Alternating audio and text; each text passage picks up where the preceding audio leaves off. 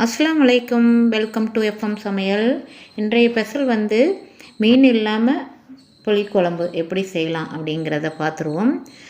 இப்போ வந்து பாவக்காய் பொரியலும் இதில் செய்ய போகிறேன். பாவக்காய் பொரியலும் சூப்பரான ஒரு மீன் இல்லாமல் புளிக்குழம்பும் செய்ய போகிறேன். செய்முறை வந்து அதுக்கு தேவையான மிக்ஸி ஜாரில் வந்து ஒரு தக்காளி, ஒரு வெங்காயம், ஒரு பச்சை மிளகா, கருவேப்பிலை கொரப்பாக அரைச்சி எடுத்துக்கின்னு, பாவக்காய்க்கு வந்து 2 வெங்காயம் பொடிசாக கட் பண்ணியிருக்கேன், பச்சை மிளகா கீறி வச்சுருக்கேன், கருவேப்பிலையும் வச்சுருக்கேன். இப்போ வந்து புளிக்குழம்புக்கு தேவையானவை வந்து நல்லெண்ணெய் வந்து 2 டீஸ்பூன் போட்டு, வடகம் வந்து கொஞ்சமாக போட்டு, 2 பச்சை மிளகாய், பூண்டு வந்து 1 எடுத்து உரித்து போட்டிருக்கேன்.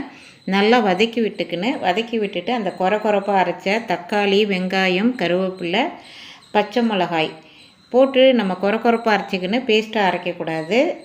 அதையும் வந்து நம்ம வந்து எண்ணெயிலே வதக்கி எடுத்துருவோம். இதுக்குள்ள மசாலாவையும் நம்ம சேர்த்துருவோம். இதுக்குள்ள மசாலா வந்து 1.5 டீஸ்பூன் அளவுக்கு மிளகாய்த்தூள், மல்லித்தூள் 3 டீஸ்பூன் அளவுக்கு மல்லித்தூள், 1/4 டீஸ்பூன் மஞ்சத்தூள் போட்டு நல்லா வந்து எண்ணெய் பிரிஞ்சு அந்த பச்சை வாசனைலாம், அந்த மசாலாவோட பச்சை வாசனைலாம் போகும்படி வதக்கி விடுன்னு. சூப்பராக இருக்கும், செய்து பாருங்கள். மீன் குழம்பு டேஸ்ட்டிலே இருக்கும். இது சூப்பராக இருக்கும். மீன் மட்டும்தான் நம்ம போடலை, அருமையாக இருக்கும். இப்போ வந்து நல்லா எண்ணெய்லாம் பிரிஞ்சு அந்த பச்சை வாசனைலாம் போயிடுச்சு. இப்போ வந்து நம்ம தேவையான அளவு உப்பு சேர்த்துக்கிட்டு, புளி வந்து ஒரு லெமன் சைஸுக்கு புளி எடுத்து நல்லா வந்து வடிகட்டி, திக்னஸாக வடிகட்டி நான் வந்து எடுத்து வச்சுருக்கேன். இப்போ புளி தண்ணியை சேர்த்துருவோம். இதுக்கு தேங்காய் வந்து அரை மூடி அளவுக்கு மிக்ஸி ஜாரில் அரைச்சி எடுத்து வச்சுருக்கேன், அதையும் வீடியோவில் காமிச்சிருக்கேன். இப்போ வந்து புளி தண்ணியை ஊற்றிட்டு நம்ம வந்து ஒரு கொதி விட்டுடுவோம். அப்புறம் தேங்காயை சேர்த்துப்போம். தேங்காய் வந்து ஒரு 1/4 கப்பு அளவுக்கு சேர்த்தா போதும், ரொம்ப ஜாஸ்தியாக இருக்க வேணாம். இப்போ தேங்காய் பேஸ்ட்டு நல்லா கொதி வந்துருச்சு. தேங்காய் பேஸ்ட்டை நல்லா வந்து நம்ம அரைச்சிட்டு அந்த விழுதை வந்து நல்லா வந்து மிக்ஸ் பண்ணி விடுங்க. மிக்ஸ் பண்ணிவிட்டு உப்பு, காரம், புளிப்புலாம் இருக்கான்னு சொல்லிட்டு செக் பண்ணிக்கோங்க.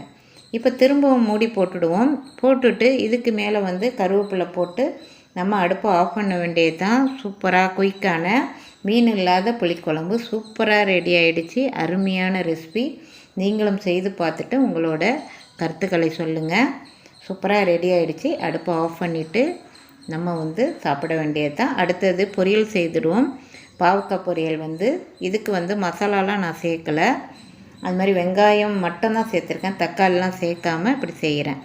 ஒரு 2 டீஸ்பூன் அளவுக்கு ஆயில் போட்டு, கடுகு போட்டு பொரிஞ்சதும் கருவேப்பிலை, 2 பச்சை மிளகா கீரி போட்டுக்கோங்க. அதுதான் அது பாவக்காவுக்கு உள்ள காரம். ஒரு சின்ன மீடியமான வெங்காயம் 2 எடுத்திருக்கேன். நீங்கள் பெரிய வெங்காயமாக இருந்தால் 1 எடுத்துக்கோங்க. வதக்கி விட்டுட்டு பாவக்காவை பொடிசாக கட் பண்ணி நல்லா க்ளீன் பண்ணிவிட்டு இதில் சேர்த்துருக்கேன். விதையெல்லாம் நீக்கிட்டு பொடிசாக கட் பண்ணிக்கோங்க. கொஞ்சமாக உப்பு சேர்த்துக்கோங்க.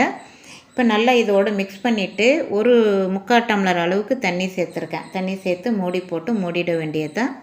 சூப்பரான பொரியல், அருமையாக இருக்கும். இது வந்து தேங்காய் வந்து கடைசியில் போடணும். தேங்காய் இல்லாமல் கூட நம்ம சேர்த்துக்கலாம், நம்ம உடம்புக்கு ரொம்ப நல்லது. இது வந்து பாவக்காய் வந்து வாரத்துக்கு 2 முறையாவது சேர்த்துக்கோங்க. இப்போ நல்லா வந்து இந்த தண்ணிலாம் வந்து ட்ரை ஆகி வருது. இந்த ஸ்டேஜில் நம்ம வந்து தேங்காய் துருவலை நம்ம வந்து போட்டு அடுப்பை ஆஃப் பண்ணிவிட்டு, தேங்காய் துருவலை போட்டு அடுப்பை ஆஃப் பண்ண வேண்டியது தான். சூப்பரான பாவக்காய் பொரியலும் ரெடி ஆகிடுச்சு. இன்றைய ஸ்பெஷல் வந்து எங்கள் வீட்டில் மீன் இல்லாத புளிக்குழம்பும் பாவக்காய் பொரியலும். அடுத்த சூப்பரான வீடியோவில் நம்ம சந்திப்போம். தேங்க்யூ ஃபார் வாட்சிங். Bye bye.